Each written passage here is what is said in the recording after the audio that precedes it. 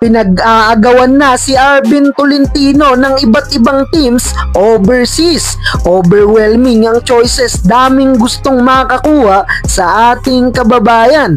Proud moment naman kay Carl Tamayo, 2 panalo na lang para sa KBL Championships.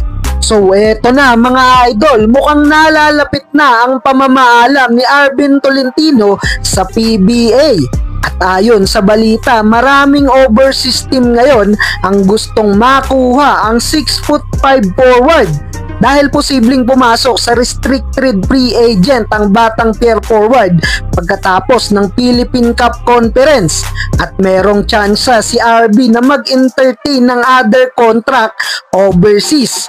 At ayon sa binalita mula sa Spin.ph, matapos manalo ni Arvin Tolentino ng Best Player of the Conference last PBA Commissioner Cup, nakakuha ng maraming atensyon mula sa scouts overseas itong si Tolentino.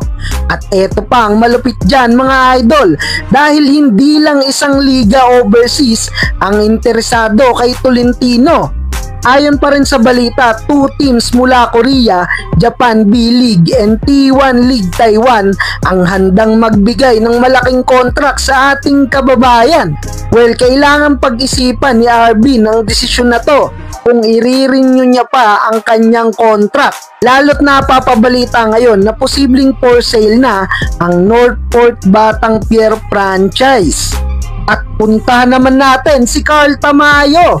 Well, 2 panalo na lang makakagawa na ng franchise history ang kupunan ng kababayan natin na si Carl Tamayo na LG Sakers.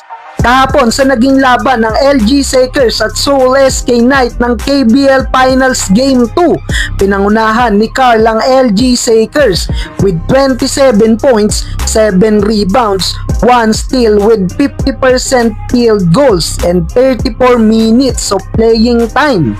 Ang isa pa nating kababayan na si Juan Gomez Del Llano ay nakapagtala ng 19 points, 4 rebounds and 2 assists. Kung sakaling makuha ng LG Sakers ang championship, makakasama si Carl Tamayo sa posibleng history na gagawin ng franchise.